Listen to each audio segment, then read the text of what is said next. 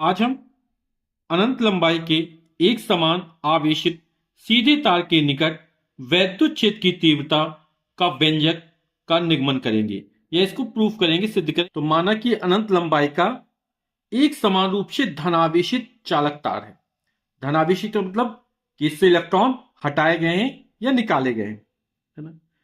और इस चालक तार के कारण हमें वैद्युत क्षेत्र की तीव्रता ज्ञात करनी है।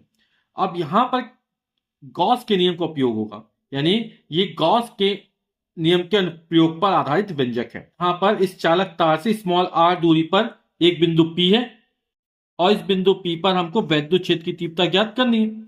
तो इसके चारों ओर, है ना, एक बेलनाकार गॉसियन पृष्ठ की परिकल्पना करेंगे। अब बेलनाकार क्यों लेंगे? क्योंकि जो तार का आकार होता है वो कैसा होता है? बेलनाकार होता है। तो एक बेलनाकार पृष्ठ की परिकल्पना करते हैं। तो चालक के पृष्ठ पर एक बिंदु P है। इस बिंदु P पर वैद्युत क्षेत्र की तीव्रता ज्ञात करनी है। अब धन आवेश के कारण वैद्युत क्षेत्र की तीव्रता क्या बाहर की तरफ होगा? जो वैद्युत क्षेत्र होगा वो यहां पर होगा। वैद्युत क्षेत्र तीव्रता इस दिशा में होगी, ठीक। और जो क्षेत्रफल वेक्टर होता है वो हमेशा पृष्ठ के अभिलंबवत होता है, वक्राकार। तो यहां पर क्षेत्रफल वेक्टर भी क्या होगा? इसी दिशा में होगा। तो ये डीए हो जाएगा। तो वैद्युत क्षेत्र तीव्रता और क्षेत्रफल वेक्टर दोनों एक ही दिशा में, है ना, यानी इनके बीच बनने वाला कोण कितना होगा? 0 अंश होगा। अब वैद्युत क्षेत्र तीव्रता इसी दिशा में होगी, ई। और क्षेत्रफल वेक्टर क्या होगा? ये पृष्ठ इस तरह है तो पृष्ठ के अभिलंबवत, तो ये हो जाएगा क्षेत्रफल वेक्टर ऊपर की तरफ, डीए। तो यहां पर ये जो बनने वाला कोण है वो कैसा है? 90 अंश का है। तो यहां पर दो पृष्ठ है, एक इस वक्राकार पृष्ठ और दूसरा है समतल पृष्ठ। तो हमने क्या किया? बिंदु P से गुजरने वाले एक L लंबाई के समाक्ष गॉसियन पृष्ठ को इस पर खींचा है हमने। तो इसकी लंबाई हमने L मान ली। तो माना कि अनंत लंबाई के एक समान धनावेशित तार का रेखीय आवेश घनत्व लैम्डा कूलाम प्रति मीटर है ना। चालक तार को स्मॉल q आवेश दिया गया है ना। अब इसकी स्मॉल l लंबाई पर कितना आवेश वितरित है ना। तो आवेश का रेखीय घनत्व बराबर क्या होगा? आवेश बटे लंबाई। लंबाई कितनी मानी? इसकी l मानी। तो यहां पर इतनी लंबाई में कितना आवेश वितरित है? तो लैम्डा बराबर निकला q अपॉन l। अब इस चालक तार से स्मॉल r दूरी पर एक बिंदु P है और इस बिंदु P पर हमको वैद्युत क्षेत्र की तीव्रता ज्ञात करनी है। तो यहां पर वक्राकार पृष्ठ के कारण पहले निकाल लेते हैं। तो चूंकि यहां पर छोटा सा अवयव लिया गया है तो वैद्युत फ्लक्स का मान भी कम होगा। तो डी फाई, आप लोग जानते हैं कि वैद्युत क्षेत्र की तीव्रता E और क्षेत्रफल वेक्टर डीए के अदिश गुणन को वैद्युत फ्लक्स कहते हैं। तो डी फाई बराबर हो जाएगा वेक्टर E डॉट डीए। आप लोग फिर जानते हैं कि ए डॉट बी बराबर क्या होता है? ए बी कॉस थीटा होता है। तो हो जाएगा E डीए और कॉस थीटा। यहां पर वैद्युत क्षेत्र की तीव्रता और क्षेत्रफल वेक्टर दोनों क्या एक ही दिशा में, तो बनने वाला कोण 0 अंश होगा। तो कॉस 0, और कॉस 0 का मान कितना होता है? 1 होता। तो हो जाएगा ई डीए। तो हमने ये वक्राकार सतह के कारण निकाली। अब समतल सतह के कारण कितना निकलेगा? अब ये समतल सतह है ना। तो समतल सतह पर स्थित क्षेत्रफल अवयव डीए से होकर जाने वाला वैद्युत फ्लक्स ये डी फाई ई डैश मान लिया। तो ये हो जाएगा ई डॉट डी और ई डीए। समतल सतह पर वैद्युत क्षेत्र तीव्रता और डीए क्षेत्रफल वेक्टर के बीच जो कोण बन रहा है वो 90 अंश का बन रहा है। तो ये हो जाएगा ई डीए कॉस 90। आप जानते हैं कॉस 90 का मान कितना होता है? 0 होता है। तो ये पूरा 0 हो जाएगा। कुल वैद्युत फ्लक्स कितना हो जाएगा? इसके कारण यहां पर तो 0 हो गया, यहां पर ईडीए निकला।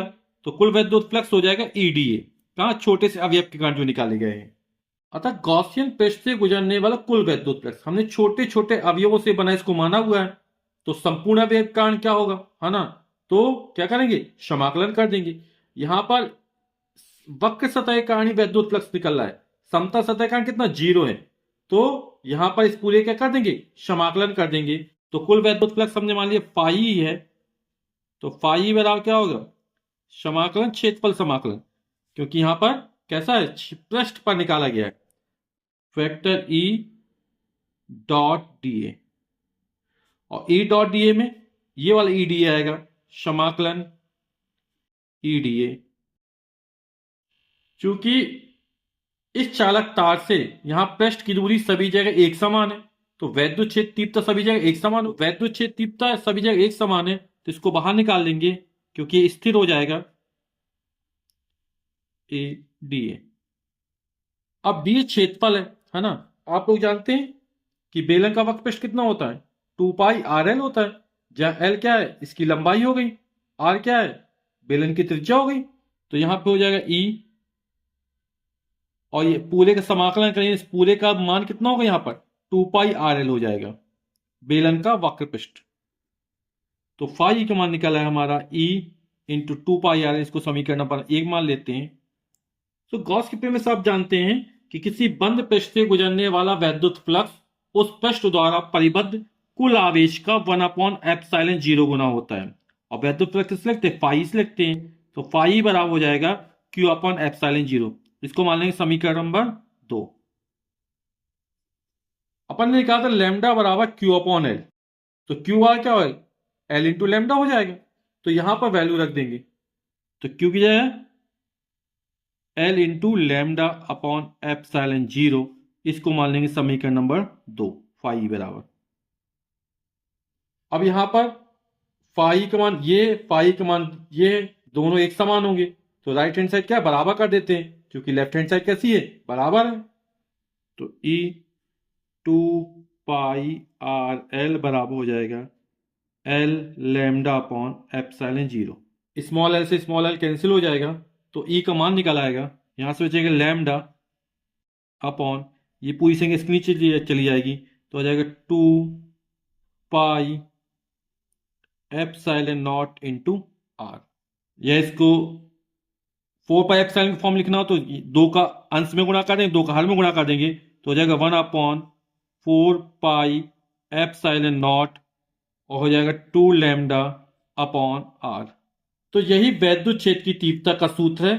अनंत लंबाई के एक समान आवेशित सीधे तार के निकट वैद्युत क्षेत्र की तीव्रता का अपन ने क्या निकाल लिया, व्यंजक को सिद्ध कर दिया, निकाल दिया। और यदि इसको वेक्टर के रूप में लिखना तो कैसे लिखेंगे, तो ये हो जाएगा वेक्टर ई बराबर 1/4 pi epsilon 0 2 lambda upon r, और यहां पर जाएगा यूनिट वेक्टर आर, तो ये जो होगा वेक्टर के रूप में निकल आएगा।